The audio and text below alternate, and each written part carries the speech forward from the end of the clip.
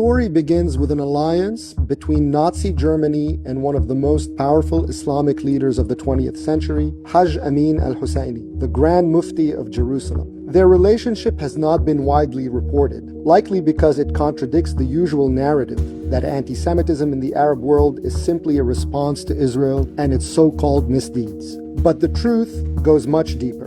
In 1941, al-Husseini went to Berlin, where he met with Hitler, pledged his support, and began broadcasting Nazi propaganda to the Arab world, calling on Muslims to kill the Jews as a religious obligation. The Grand Mufti of Jerusalem became deeply committed to the Nazi cause. He helped form Muslim SS units, worked directly with Heinrich Himmler, and blocked Jewish refugees from escaping to Palestine, ensuring they remained targets of the Nazis' final solution. Eventually, the war ended, but its legacy lived on. The Muslim Brotherhood, then the most powerful Islamist movement in the world, welcomed al-Husseini as a hero. Its founder, Hassan al-Banna, called him a miracle of a man who kept the Nazi mission alive.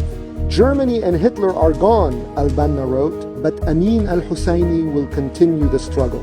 Al-Husseini brought Nazi ideology back to the Middle East, where it took root in not only the Muslim Brotherhood, but also the PLO and Hamas. His Jew hatred was absorbed by Palestinian nationalism, repackaged as resistance by a society that honored him for his crimes. Al-Husseini insisted on the wars in 1947 and 1948 in order to prevent Israel's establishment, fanning the flames that would make rejecting Israel's existence a core principle of Arab politics from that time forward. In other words, the foundational story of modern Palestinian politics was written by a Nazi collaborator. American liberals, Zionist leaders, even The Nation magazine were well aware of al-Husseini's visceral hatred for Jews, Judaism, and the Zionist project. They called for him to be tried for war crimes. But the US, Britain, and France, eager to maintain Arab support in the early Cold War, refused. He returned to Cairo a free man, where he was hailed as a leader and never held accountable.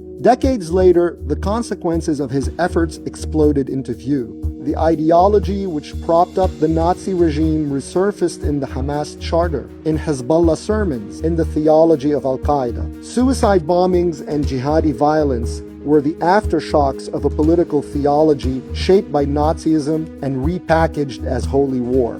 The Nazi regime was defeated in 1945, but in the Arab world, its ideas remained and took on a new life.